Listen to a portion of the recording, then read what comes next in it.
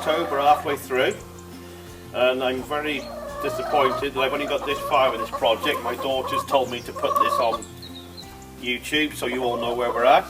That's as far as we've got at the moment, as the truck's working all the time, and she's done a lot of work lately. There's been no time whatsoever to do any work. This here, we'll plate this up and fill this in and give it a good painting over, and then we're back to the other work on the body work then, and the plates on the back. Bessie, been here since 2002.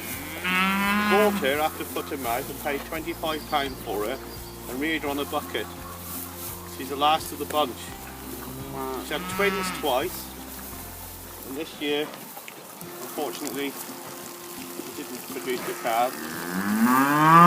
Back to the side of the house. And unfortunately for her, it's her time, she's going to have to go. And this is the part of farming I don't like. That's why I shouldn't be farming.